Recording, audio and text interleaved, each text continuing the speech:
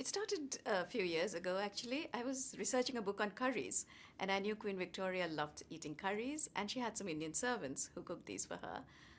But it was on a trip to Osborne House on the Isle of Wight when I saw this Indian corridor and I saw a portrait of Abdul Karim, and he was painted in red and gold and cream. And I looked at that portrait and I said, this is not a portrait of a servant. He's been painted like a nobleman. So that sort of aroused my curiosity. And then I saw more paintings, more portraits, and a photograph of him in her dressing room. And that sort of nailed it for me. I said, he's somebody special. I need to know more about him. And that's what really set me off. It was 4 years, a long journey, and finally got there. Victoria and Abdul is the story of an outsider and a clash of class and culture. Can you elaborate on this? Oh, definitely. Abdul Karim was just a clerk from Agra jail, and she was Empress of India.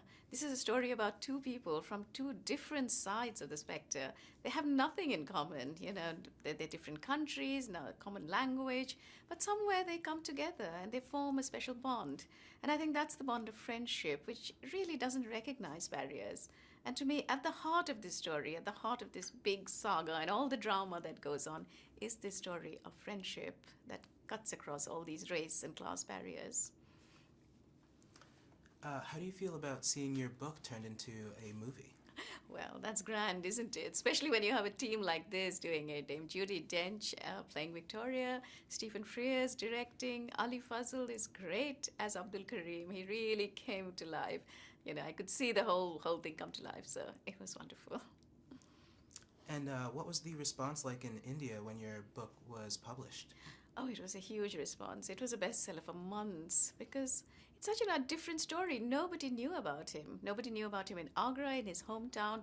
When I found his grave, it was a desolate grave, overgrown with brambles. And at that time, I felt I need to write about this man. He was an important man. Nobody knows about him. So when the story came out, it was very big in India.